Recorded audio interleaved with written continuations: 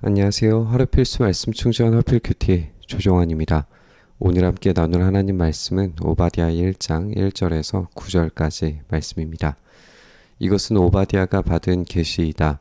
주 하나님이 에돔을 두고 하신 말씀이다. 주님께서 여러 민족에게 천사를 보내시면서 너희는 일어나라 에돔을 쳐부수러 가자 하신 말씀을 우리가 들었다.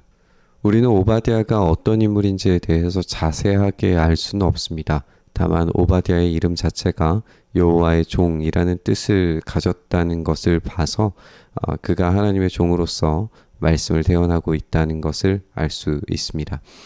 오바댜의 주요 메시지 대상은 에돔이에요. 하지만 이 본문에서 여러 민족에게 천사를 보내시면서 하나님께서 말씀을 전달하고 계시기 때문에 이 심판의 메시지 대상 자체는 에돔이지만 모든 열방이 이 메시지를 듣고 반응해야 된다라는 사실을 우리가 알 수 있습니다.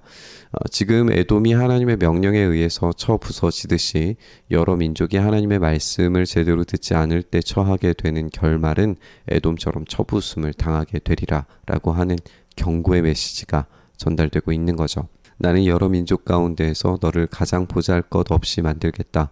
모든 사람이 너를 경멸할 것이다.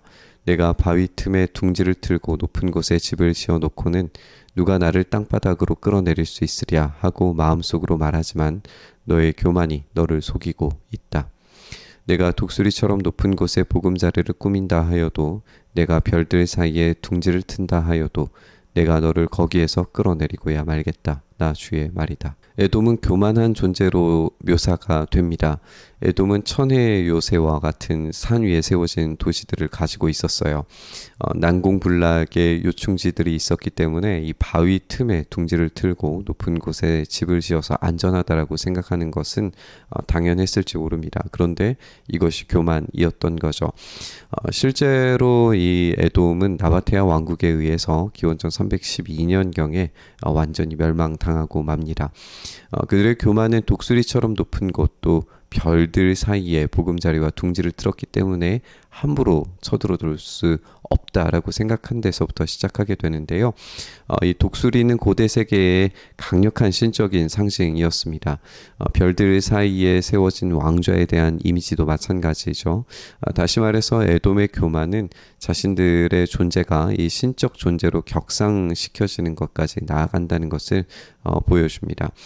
바벨론 왕이 계명성으로 묘사되고 또 땅 끝까지 떨어져서 낮아지게 되리라 라고 하는 이사야의 말씀도 함께 떠올려 볼 수 있을 것 같아요. 바벨론 왕 또한 가장 높은 하늘로 올라서 신들이 모여있는 산 위에 자리를 잡고 앉겠다라고 공언했었죠. 그런데 바벨론 왕이 하나님에 의해서 스올, 땅 밑 구덩이, 맨 밑바닥으로 떨어지리라 라고 하는 말씀을 듣게 됐습니다. 에돔 또한 이 바벨론 같은 교만함을 가지고 있기 때문에 그 결말이 둘 모두 똑같으리라는 것을 우리가 생각해 볼 수 있는 거죠. 너에게 도둑대가 들거나 밤중에 강도떼가 들이닥쳐도 자기들에게 필요한 만큼만 빼앗아간다. 포도를 털어가는 사람들이 들이닥쳐도 포도송이 얼마쯤은 남겨놓는다. 그런데 에서야 너는 어찌 그처럼 샅샅이 털렸느냐. 내가 깊이 숨겨둔 보물마저 다 빼앗기고 말았다. 너와 동맹을 맺은 모든 나라가 너를 나라 밖으로 쫓아내고 너와 평화조약을 맺은 나라들이 너를 속이고 너를 정복하였다. 너와 한 밥상에서 먹던 동맹국이 너의 발 앞에 올가미를 놓았다. 너의 지혜가 어디 있느냐. 두 가지 예시를 듭니다. 도둑대가 드는 것과 포도를 털어가는 사람들의 이야기입니다. 이 두 가지 예시에서 가정하는 것은 얼마 정도는 남겨놓는 것이십니다. 완전히 모든 것을 통째로 빼앗아 가지는 않는다는 거죠. 그런데에서는 모든 것을 잃게 될 겁니다. 그 모든 것에는 경제적인 것, 동맹을 맺은 정치적인 것이 이 지혜와 결합되어서 그 완전히 지혜가 사라지게 되는 것으로 이해될 겁니다.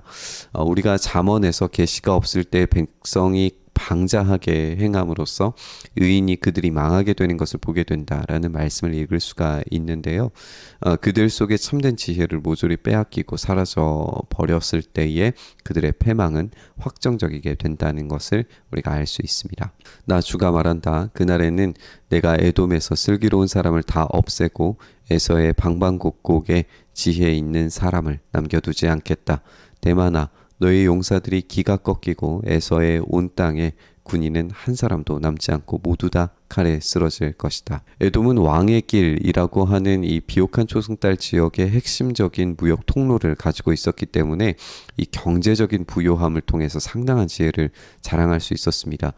욥기에서 대만 사람 엘리바스가 등장하면서 그의 지혜를 들을 수 있게 되는데 이런 대만의 사람 이 에돔 지역에 이런 사람들이 지혜를 수집하고 가지고 있었다라는 배경을 알 수 있게 되는 거예요. 모든 것을 빼앗기는 에돔의 상황에서 가장 치명적인 빼앗김은 이 지혜임이 강조되고 있습니다.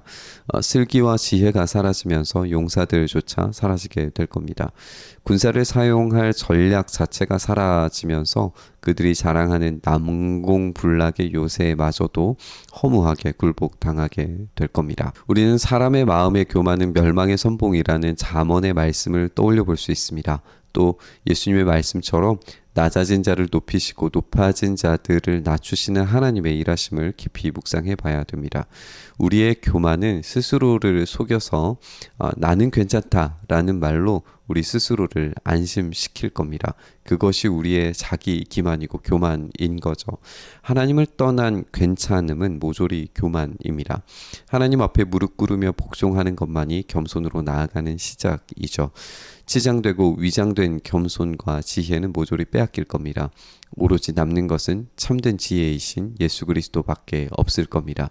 그렇기 때문에 우리가 진짜 선택해야 되는 것은 참 지혜이신 예수 그리스도이신 줄 믿습니다. 겸손의 왕이신 분이 걸어가신 가장 낮아지는 십자가의 길, 그곳에서만 우리가 놓여진 위치와 자리가 참된 의미를 되찾게 되는 줄 믿습니다. 오늘 그 겸손의 마음을 붙들며 살기를 결단하시면서 묵상의 자리로 나아가시죠. 주님, 그렇게 우리가 겸손의 삶 살기를 소망합니다. 교만한 삶, 지금 나는 괜찮다라고 생각하는 삶을 내려놓고 오직 주님께서 말씀하시는 더 낮아진 삶으로 우리가 내려갈 때에 주님께서 회복시켜 주시고 올려주시는 그 은혜를 경험하게 될 줄 믿습니다. 우리가 그 은혜를 경험하기 위하여 오늘도 십자가를 선택하며 낮아진 겸손의 길을 선택하며 나아갈 때 주님 우리를 붙들어 주셔서 십자가 은혜가 우리를 다시 살리시는 은혜를 경험케 하여 주시옵소서. 그 일 행하시길 소망하며 우리 주님 예수님 이름으로 기도드리옵나이다. 아멘.